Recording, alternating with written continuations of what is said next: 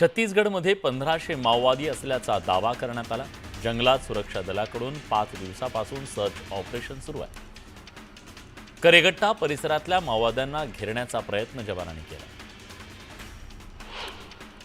मागील 5 दिवसांपासून सुरू असलेल्या ऑपरेशनमध्ये सहभागी असलेले जवान आयईडीच्या स्फोटात जखमी झाले। 3 राज्याच्या सीमेवरील करेगट्टा पहाडीवर माओवाद्यांना कंठस्नान घालण्याचा प्रयत्न सुरू आहे।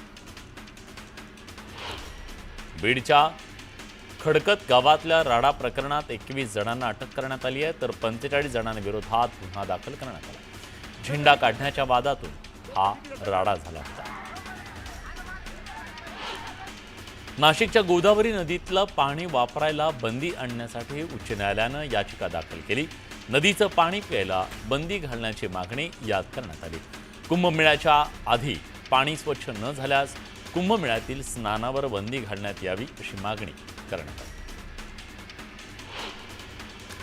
मुंबई विमानतळावरील शिवरायांच्या पुतळ्यावरून केंद्र सरकारनं नोटीस बजावली आहे। डीजीसीएच्या सर्वेक्षणानंतर शिवरायांचा पुतळा अडथळा म्हणून घोषित करण्यात आला। या घटनेनंतर शिवप्रेमींकडून संताप व्यक्त करण्यात आला।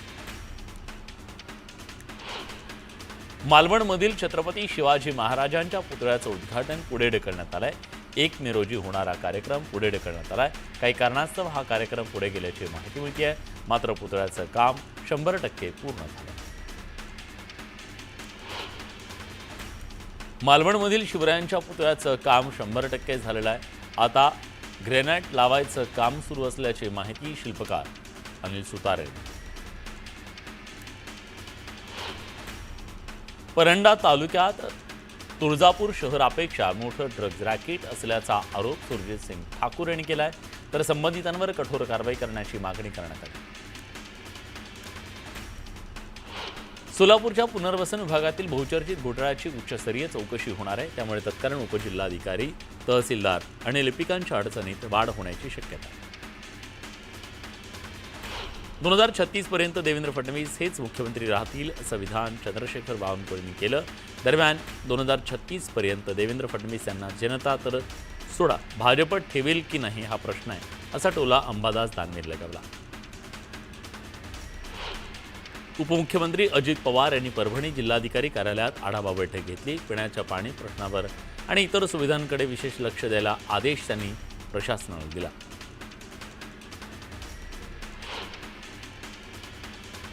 उद्धव ठाकरेंनी पुन्हा एकदा राज ठाकरेंना एकत्र येण्यासाठी साद घातल्याची जोरदार चर्चा रंगली आहे। त्याचं कारण म्हणजे ठाकरेंच्या पक्षाकडून एक फोटो सोशल मीडियावर पोस्ट करण्यात आलाय। यात वेळ आली आहे एकत्र येण्याची। मुंबई आणि महाराष्ट्रासाठी शिवसैनिक तयार आहेत, मराठी अस्मितेच्या रक्षणासाठी अशी पोस्ट ठाकरेंच्या पक्षाच्या अधिकृत पेजवरून करण्यात आली। महाराष्ट्रात कोणत्या पक्षानं कोणासोबत युती करायची हा त्यांचा अधिकार आहे। राज ठाकरे आणि उद्धव ठाकरेंच्या युतीच्या चर्चांवर चंद्रशेखर बावनकुळेंनी हे वक्तव्य केलं। शरद पवारांच्या वक्तव्यावर बावनकुळे यांनी टीका केली। पवारांनी असं वक्तव्य करून मृतांच्या नातेवाईकांच्या जखमेवर मीठ सोडू नये, शरद पवारांनी मतांच्या राजकारणासाठी लांगुल चालन करू नये असा हल्लाबोल बावनकुळेंनी केला।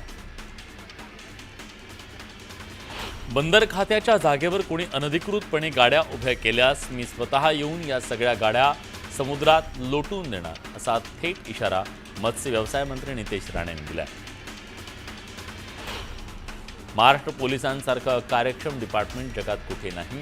पोलिसांनी जर 50 लाख पकडले तर ते 50,000 दाखवतात। आमदार संजय गायकवाड यांनी पोलिसांबद्दल अतिशय आक्षेपार्ह वक्तव्य केले। हिंगणातील राष्ट्रवादी शरद पवार गटाच्या नेत्या उज्ज्वला बुढारे भाजपात पक्षप्रवेश त्यांनी केलाय। हिंगणामध्ये भाजप मजबूत होणार असल्याची प्रतिक्रिया बावनकुळेंनी दिली। संतोष देशमुख हत्ये प्रकरणातील मुख्य आरोपी वाल्मिक कराडसह सर्व आरोपींना वेगवेगळ्या जेलमध्ये ठेवा अशी मागणी भाजपचे आमदार सुरेश धस यांनी केली। भाजपचे अध्यक्ष जे.पी. नड्डा आज पुणे जिल्ह्याच्या दौऱ्यावर आहेत। या दौऱ्यादरम्यान जे.पी. नड्डांनी श्रीमंत दगडूशेठ गणपतीचं दर्शन घेतलं। उपमुख्यमंत्री अजित पवार आज परभणी जिल्हा दौऱ्यावर आहेत। यावेळी त्यांनी पोखणीमध्ये नरसिंह देवस्थानचं दर्शन घेतलं।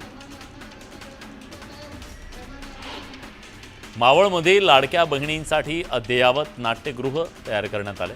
मकरंद अनासपूर यांनी आमदार सुनील शेळकेंकडे ही मागणी केली.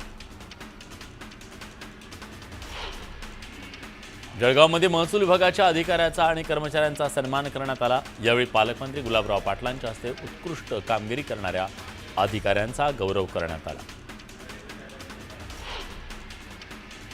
महाराष्ट्रातील पाकिस्तानी नागरिकांची आकडेवारी समोर आली आहे. आपत्कालीन व्हिसा असलेले एकूण 55 पाकिस्तानी नागरिक महाराष्ट्रात आहेत. भारत सरकारनं पाकिस्तानी नागरिकांना भारत सोडण्याचे आदेश दिले होते. मात्र अजून महाराष्ट्रातील ठाण्यात सर्वाधिक 19, नागपुरात 18 पाकिस्तानी नागरिक आहेत. जम्मू काश्मीरच्या कुपवाडामधून मोठा शस्त्रसाठा जप्त करण्यात आला आहे. कुपवाडामध्ये पोलीस आणि सैन्याचं सर्च ऑपरेशन सुरू आहे. या दरम्यान हा शस्त्रसाठा सापडला. जम्मूमधील स्थानिकांनी पुन्हा बंकर उघडले. वाढत्या तणावाच्या पार्श्वभूमीवर 2018 पासून वापरात नसलेले बंकर पुन्हा उघडण्यात आले. दरम्यान स्थानिकांचं म्हणणं आहे की त्यांना पाकिस्तानवर विश्वास नाही, कारण ते सैन्य आणि नागरिकांचं नुकसान करण्यासाठी कोणत्याही थराला जाऊ शकतात. जम्मू काश्मीरमधील ट्रेकिंग बंद करण्यात आलंय. पुढील आदेश येईपर्यंत ट्रेकिंग बंद असणार आहे. पहलगामच्या हल्ल्यानंतर लोकांच्या सुरक्षिततेसाठी प्रशासनानं हा निर्णय घेतला. काश्मीरमध्ये अकोल्यातील 31 पर्यटक अडकले होते. दरम्यान हे सगळे पर्यटक काल अकोल्यात सुखरूप परतले. यावेळी भाजप आमदार रणधीर सावरकर यांच्यासह वंचितच्या कार्यकर्त्यांनी पर्यटकांचं स्वागत केलं. पहलगाम हल्ल्याचा मास्टरमाइंड आदिल हुसेन ठोकरचा युद्ध पातळीवर शोध सुरू आहे. लष्कर ए तैयबाचा कमांडर सैफुल्ला कसुरी आणि अबू मुसा सोबत त्यानं कट रचल्याची माहिती समोर आली. बिलावल भुट्टो झरधारींनी आक्रमक आणि चिथावणीखोर विधान करून ही परिस्थिती अधिक गंभीर केली आहे. बिलावल भुट्टोनी सिंधू पाणी कराराबाबत भारताला थेट धमकी दिली आहे. सिंधू आमची आहे आणि ती आमचीच राहील.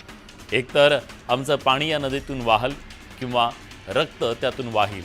भारताची लोकसंख्या जास्त असू शकते, पण आम्ही धाडसी लोक आहोत.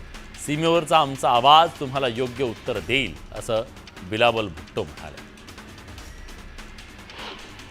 दहशतवादाविरोधात अमेरिका भारतासोबत आहे. पहलगाममधील हल्ला ही एक मोठी चूक आहे, असं वक्तव्य अमेरिकेचे राष्ट्राध्यक्ष डोनाल्ड ट्रम्प यांनी केलं. दहशतवाद्यांना पकडण्यात मदत करू, असं आश्वासन गुप्तचर प्रमुखांनी दिलं. पहलगामच्या हल्ल्याचा जयंत पाटील यांनी निषेध केला. पहलगाममधल्या हल्ल्याचा मास्टरमाइंड कोणी असला तरी त्याच्या देशात घुसून त्यांना मारलं पाहिजे.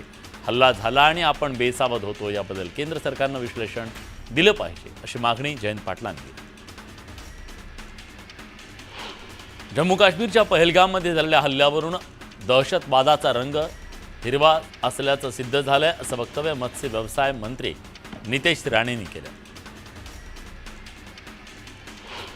पर्यटकांवर हल्ला होत असताना स्वतःच्या जीवाची पर्वा न करता पर्यटकांच्या रक्षणासाठी एक तरुण धावून आला. सय्यद आदिल हुसेन शाह या अवघ्या 20 वर्षाच्या युवकाचा देखील दहशतवाद्यांच्या हल्ल्यात मृत्यू झाला. माणुसकी दाखवत धाडसानं दहशतवाद्यांना सामोरं जाणाऱ्या सय्यदच्या निधनाबाबत हळहळ व्यक्त करताना उपमुख्यमंत्री एकनाथ शिंदे यांनी वैयक्तिकरित्या सय्यद कुटुंबियांना 5 लाख रुपयांची मदत जाहीर केली.